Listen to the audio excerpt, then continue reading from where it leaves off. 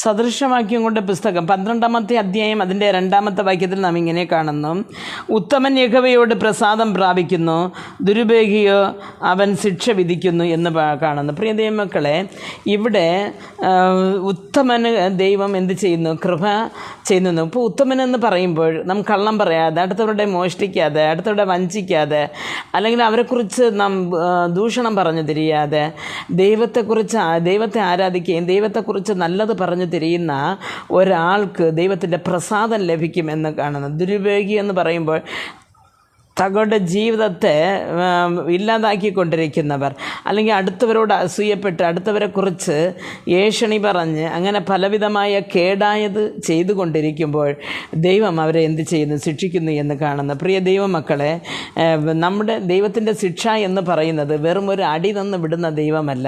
അല്ലെങ്കിൽ ഇമ്പോഷൻ എഴുതാൻ ഈ പറഞ്ഞതുപോലെ കുഞ്ഞു കുട്ടികൾക്ക് നാം ഇമ്പോഷൻ എഴുതുവാനായിട്ട് ഒരു പനിഷ്മെൻറ്റ് കൊടുക്കുന്നത് പോലെ ചെറിയ ചെറിയ പനിഷ്മെൻറ്റ് തരുന്നവനല്ല. അപ്പോൾ നാം ഉത്തമനായിട്ട് ജീവിച്ചില്ല എന്നുണ്ടെങ്കിൽ ദൈവം തരുന്ന ശിക്ഷ എന്ന് പറയുന്നത് നരക അഗ്നിയാണ്. ആ അഗ്നിയിൽ നമുക്ക് പോകാതിരിക്കുവാൻ നാം ദൈവസന്നിധിയിൽ കീഴ്പ്പെടുവാനും താഴ്മയോട് ദൈവത്തെക്കുറിച്ച് മനസ്സിലാക്കി നാം എന്ത് ചെയ്യണം? ജീവിക്കണം. പ്രിയ ദൈവമക്കളെ, വചനത്തിൽ പറയുന്നത് പോലെ നാം എന്ത് ചെയ്യണമെന്ന് വെച്ചാൽ ഉത്തമന്മാരായി നടക്കണം. പക്ഷേ ദുരുപയോഗിയെ കർത്താവ് വെറുക്കുന്നു എന്നുള്ള ആ ഒരു ഓർമ്മയോട് നാം എന്ത് ചെയ്യണം? കേടുകൾ ചെയ്യണം.